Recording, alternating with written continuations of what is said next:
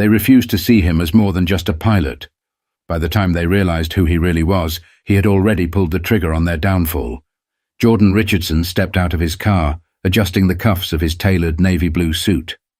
The parking lot of Skylink Airways headquarters in St. Louis, Missouri, was nearly full, a sign of just how many executives were inside. Today's meeting wasn't supposed to be anything extraordinary, just another quarterly review, a chance for him and the other shareholders to discuss financials, expansion plans, and internal policies. But the moment he approached the front entrance, he felt it. It started the way it always did. The security guard at the main door glanced at him, then immediately looked past him, as if expecting someone else to follow. Jordan was used to that, being overlooked, underestimated. But what happened next was different. A young woman at the reception desk, early 20s at most, barely looked up from her phone before her eyes flicked over him. Her brows lifted slightly, as if she'd already made a decision about who he was. "Deliveries go around back," she said, turning back to her screen. Jordan's expression didn't change, but his grip on his briefcase tightened. He exhaled through his nose, steadying himself. He wasn't in the mood for this. "I'm not here for a delivery," he said, keeping his voice even. The receptionist gave him another once-over. This time, there was something almost smug in the way her lips curled. "Oh, well, maintenance requests are handled online." Jordan blinked. He wasn't wearing a uniform. He wasn't holding a package. He was dressed like every other executive walking through those doors. But she still saw something else. "I'm here for the shareholders' meeting," he clarified, his patience thinning. Something shifted in the room. The receptionist's smirk faded. A few employees standing nearby turned slightly, their conversations quieting. A man in a grey suit, a mid-level manager, Jordan guessed, stood near the elevators, his eyes flicking between Jordan and the receptionist. Curiosity laced with something else. The receptionist hesitated, then reached for the desk phone. "Let me just check on that." Jordan knew exactly what was about to happen. He had seen it before. When people couldn't reconcile their assumptions with reality, they stalled. They second-guessed. They looked for an escape. A middle-aged man in a Skylink Airways blazer walked up at that moment, glancing between them. He was clearly one of the corporate types who had been at the company for years, someone who probably thought of himself as progressive, as the kind of guy who didn't have a biased bone in his body. "Everything okay here?" he asked, directing the question to the receptionist. She hesitated. "He says he's here for the shareholders' meeting." The man's brows lifted slightly as he turned to Jordan, taking in his appearance. "And you are?" Jordan met his gaze, his voice sharp and clear. "Jordan Richardson." The reaction was immediate. The color drained from the man's face. His lips parted slightly, and Jordan could practically hear the wheels turning in his head. The name meant something to him. Jordan had been with Skylink for 20 years.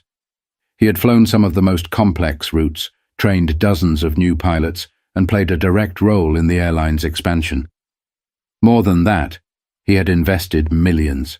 His stake in the company was significant, not just symbolic. And yet, in this moment, none of that mattered. I apologize, Mr. Richardson," the man stammered. There must have been some kind of misunderstanding. Jordan's lips twitched in something that wasn't quite a smile. "I'm sure there was." The receptionist sat stiffly at her desk, her fingers hovering over the keyboard. She didn't look at him. The room remained tense, as if everyone was waiting to see what would happen next. But Jordan didn't have time for dramatics. He stepped past them, heading toward the elevators, his polished shoes clicking against the tile floor. The conversation behind him resumed in hushed murmurs, but one thing was clear. They knew who he was now. But knowing his name wouldn't save them from what was coming. The elevator doors slid open on the 12th floor, and Jordan stepped into the executive wing of Skylink Airways. The polished marble floors reflected the fluorescent lighting above, and the air carried the subtle hum of whispered conversations and clacking keyboards. A few heads turned as he walked past. Some faces held recognition, others discomfort. He knew exactly why. These hallways had seen him before, but only in limited roles. As a pilot, not an owner.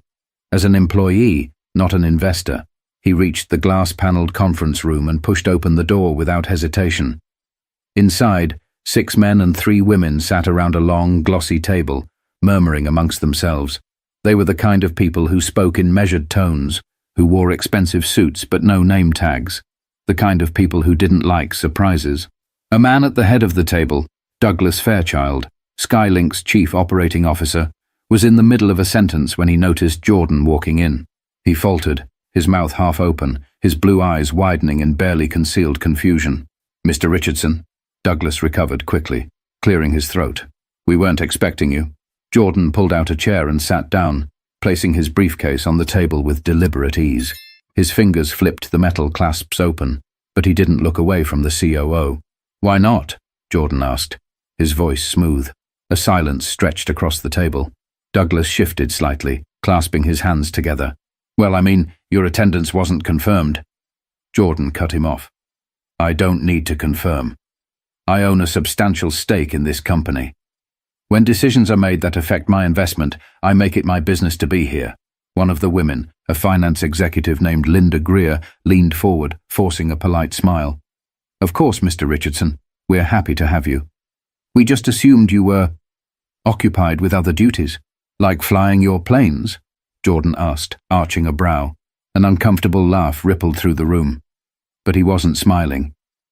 He let the silence sit, let the weight of it settle over them. He knew they weren't used to being called out directly, especially not by someone like him. Finally, Douglas exhaled and leaned back in his chair, rubbing his jaw.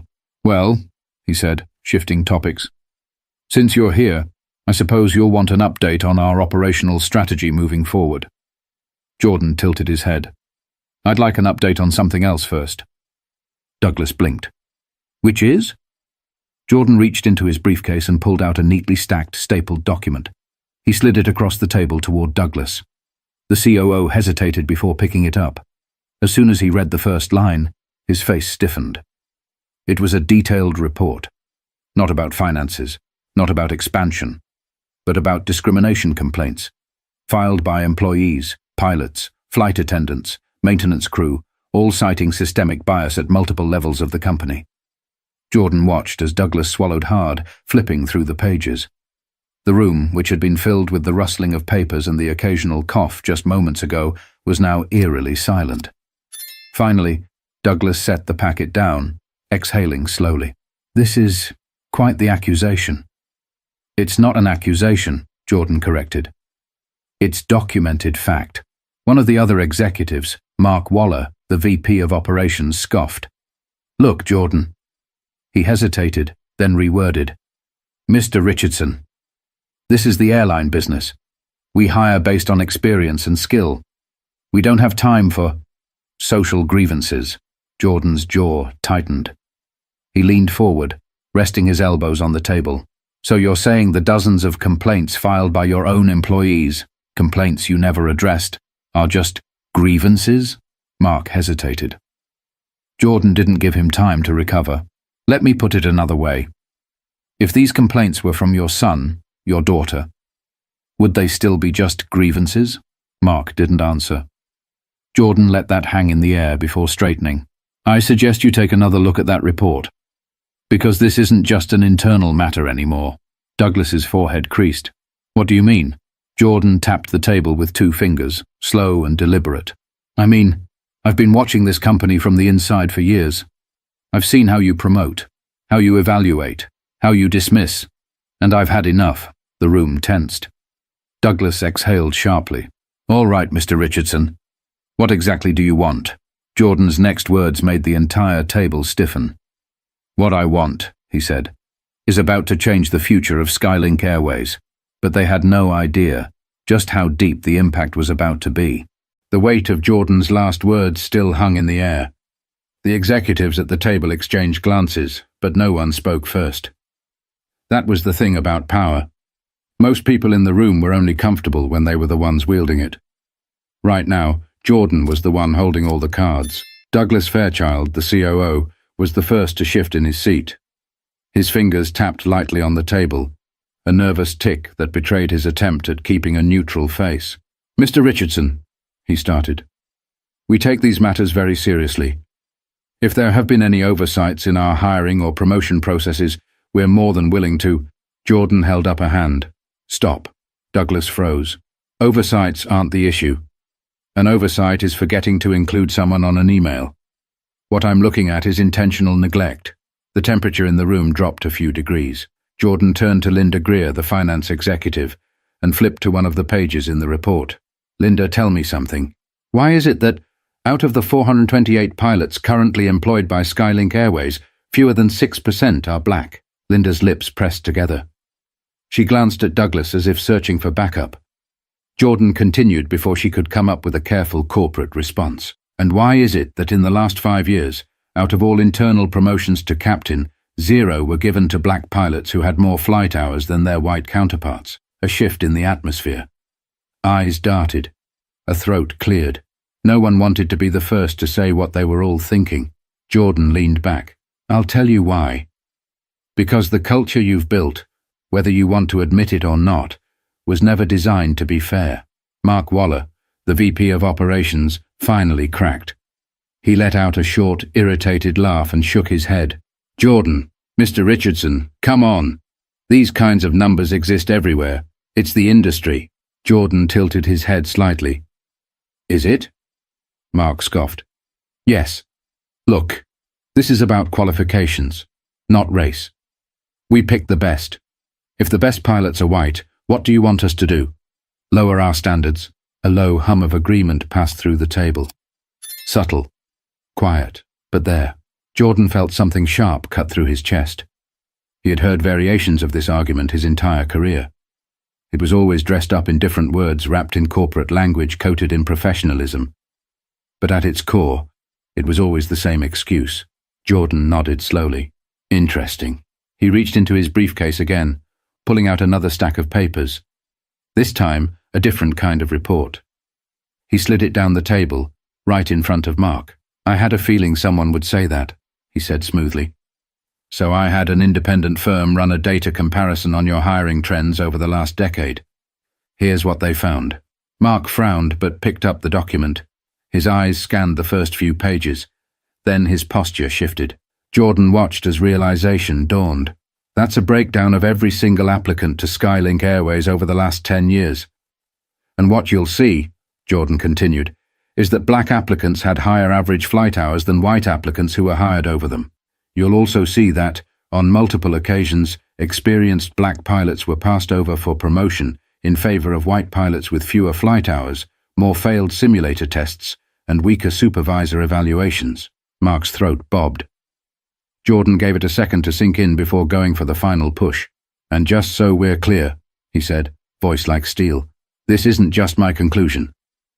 This was analyzed. Independently. And if I can see it, you can bet your ass that an investigative journalist would see it too. So tell me, what do you think happens when this report gets out? Silence. Douglas swallowed hard. His hand flattened against the table. Jordan, listen. No, Jordan cut in. You listen. His voice was measured, but there was a sharpness to it now, a control he wasn't about to let slip. For years, I played by the rules. I kept quiet.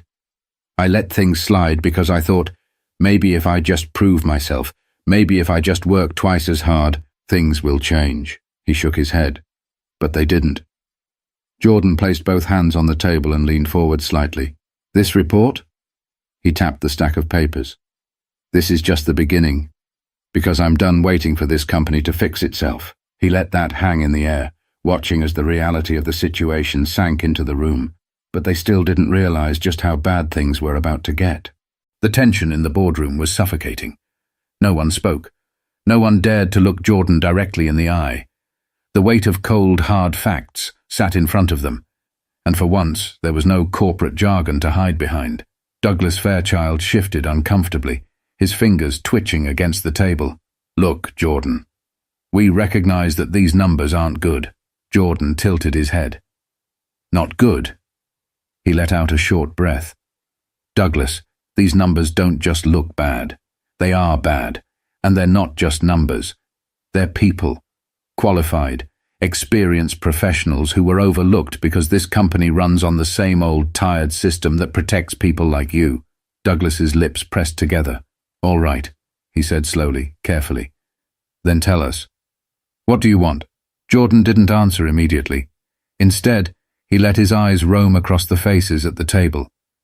These people, executives who held real power, had spent their entire careers making decisions that impacted lives without ever having to look those lives in the eye. Now they had no choice. Jordan straightened. When he spoke, his voice was calm, but there was an edge to it now. "I'm pulling my shares." A single second passed. Then, "What?" Linda Greer, the finance executive, sat up so fast her chair nearly slid back. "Jordan, wait." "No." His tone was sharp, unwavering. "You had your chance. I invested in this company because I believed in it. I put my money here because I thought we were building something better." He exhaled, shaking his head. "But all we did was build a house on a rotten foundation." Douglas's jaw tightened. "Let's not be rash." Jordan's expression darkened. "Rash?" He tapped the stack of reports in front of him. "Ignoring this for 10 years was rash. Treating pilots like me as disposable despite our experience was rash. Watching qualified professionals walk away because they were sick of proving themselves twice over was rash." He leaned forward. "I'm not being rash. I'm being strategic." Douglas opened his mouth to protest, but Jordan wasn't done. "I'm not just pulling my money. I'm taking this public." The air shifted. Everyone froze. Mark Waller, who had been silent for the last few minutes, visibly tensed. "Jordan, let's talk about this. There's no need to bring in the media." Jordan arched a brow. "Why not? You just said this isn't about race. You just said you hire the best. So what's the problem?"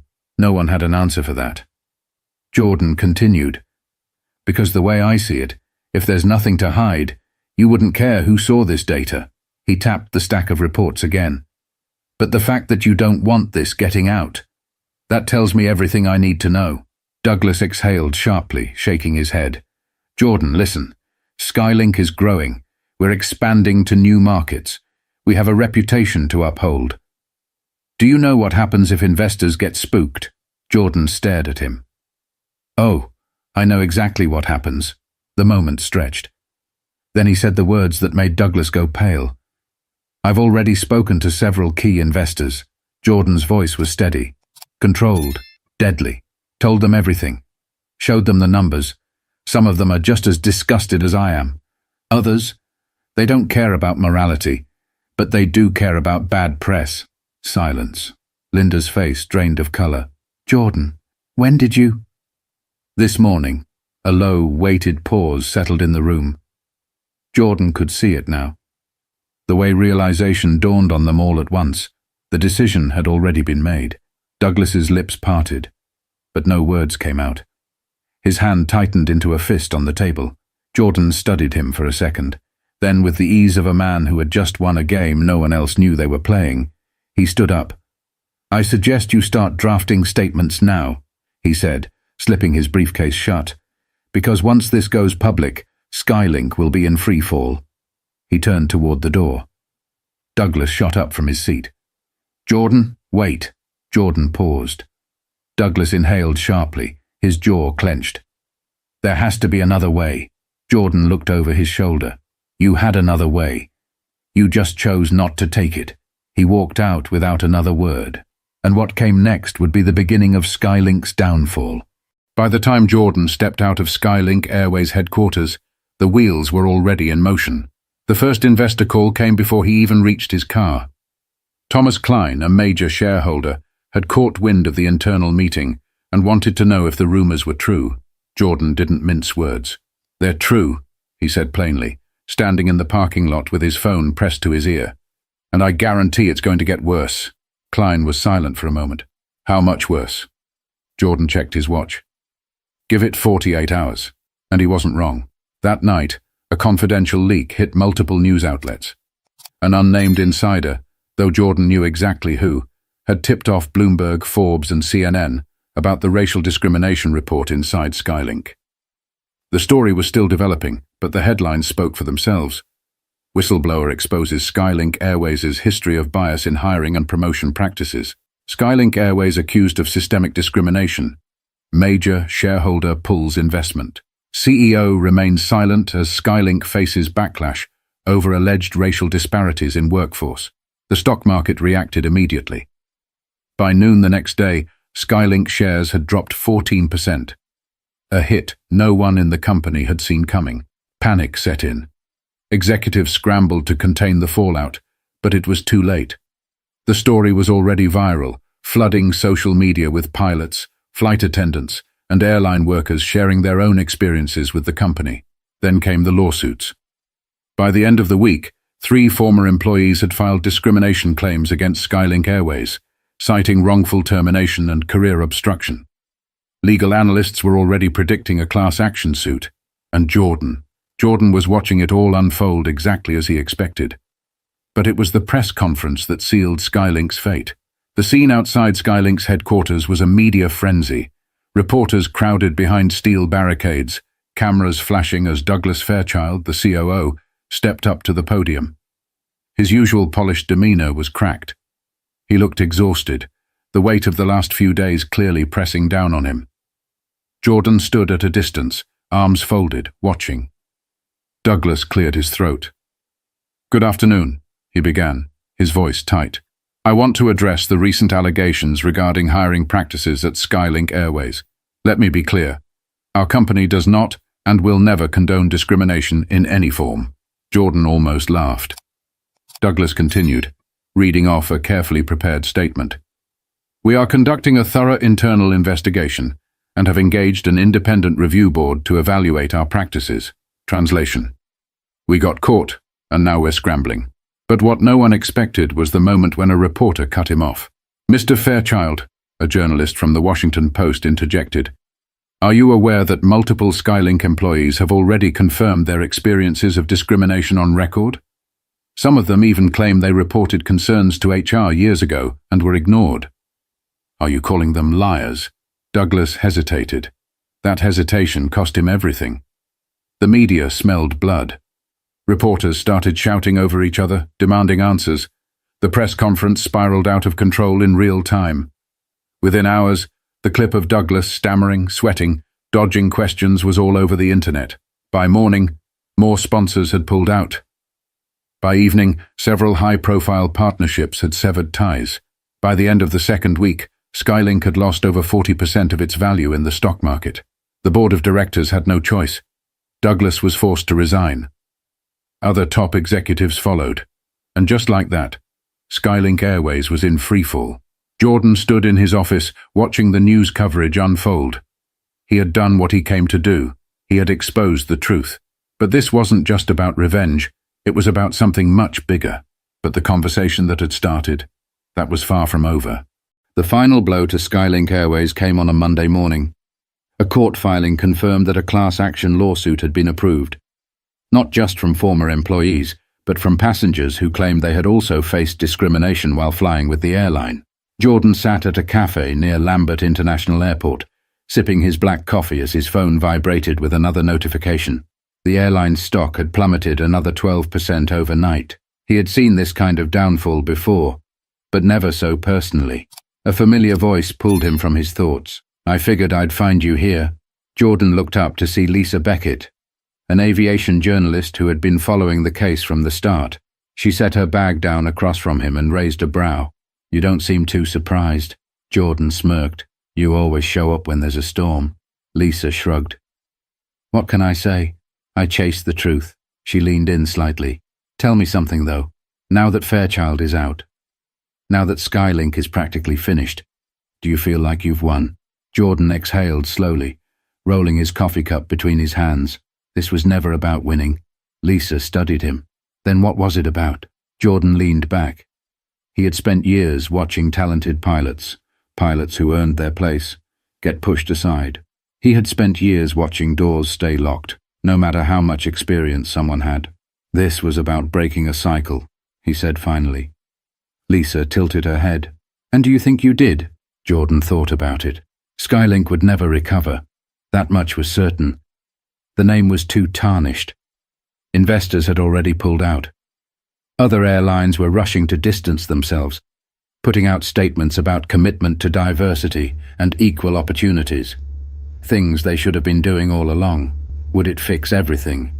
No, but it had forced a conversation that couldn't be ignored anymore. He looked Lisa dead in the eye. "I think I made them listen." Lisa nodded, as if that answer made perfect sense. She pulled out her notepad. "Well, if you have time, I'd love to get a final quote from you before I submit my piece." Jordan checked his watch. He had a flight to catch soon. But this was worth it. He leaned forward slightly. "Write this down." Lisa clicked her pen, waiting. Jordan's voice was steady. "Power only stays in the hands of a few if the rest of us let it." Lisa paused, then scribbled the words. When she looked up again, her expression had shifted. There was understanding there now. She closed her notepad. "That's a hell of a quote," Jordan smirked. "It's the truth." He stood, tossing a few bills onto the table before grabbing his briefcase. Lisa watched him for a second before calling after him. "So, what's next?" Jordan turned at the door. "I keep flying." And with that, he walked out. Because this was never just about one company.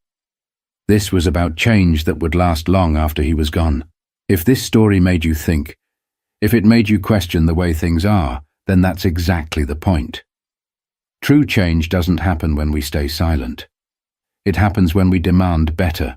If you believe in that, subscribe for more stories that expose the truth.